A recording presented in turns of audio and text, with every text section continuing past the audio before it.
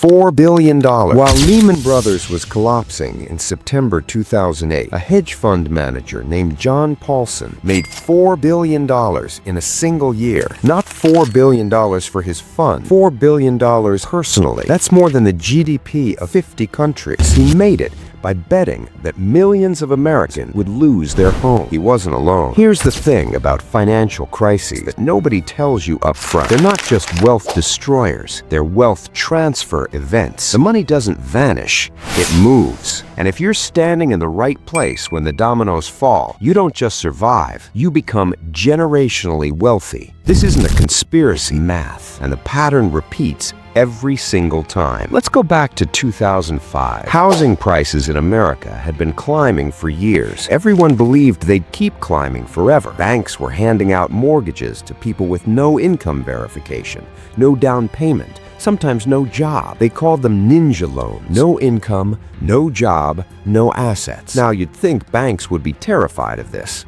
They weren't, because they weren't holding the risk. Here's what they did. They bundled thousands of these mortgages together, sliced them into pieces, and sold them to investors as mortgage-backed securities. The rating agency, the ones supposed to evaluate risk, slapped AAA ratings on them, the same rating as U.S. Treasury bonds. Wall Street was packaging trash and calling it treasure, and the whole world was buying. But a handful of people actually read the fine print. They looked at the loan documents. They saw adjustable rate mortgages resetting in 2007. They saw borrowers who'd never survived the first payment increase, and they realized something simple and devastating. This was all gonna collapse. So they made a bet. But you can't just bet against the housing market like you bet against a stock. You need a specific instrument. Enter the credit default swap. Think of it like insurance on a house you don't own.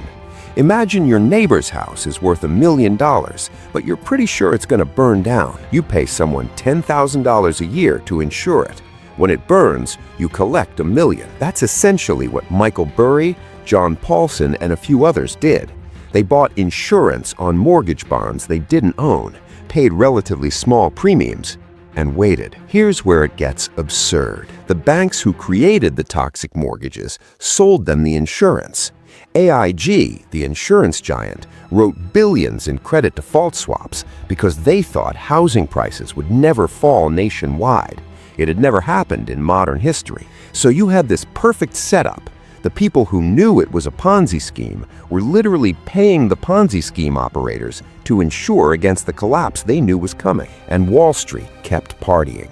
In early 2007, the cracks appeared. Subprime borrowers started defaulting. A few hedge funds blew up. Bear Stearns collapsed in March 2008. Then in September, Lehman Brothers filed for the largest bankruptcy in American history. The people who'd bet against the system started getting paid. Michael Burry's fund made 489% returns. John Paulson's fund made $15 billion. Some of his investors made 590% in a single year. Meanwhile, 8 million Americans lost their jobs. 6 million lost their homes. Retirement accounts were cut in half. The stock market dropped 50%. Total household wealth in America fell by $16 trillion. The money didn't disappear, it moved. This isn't unique to 2008. It happens every time. During the Great Depression, Joseph Kennedy, JFK's father, shorted the market and bought real estate for pennies. He turned a fortune into a dynasty. During the dot-com crash, some hedge funds made billions betting against companies with no revenue and $100 stock prices. During the COVID crash in March 2020, Bill Ackman went on CNBC and said, "Hell is coming." He sounded the alarm on national television. What he didn't mention during that interview, he'd already placed a $27 million bet that would pay out $2.6 billion if markets collapsed. They did. He closed the position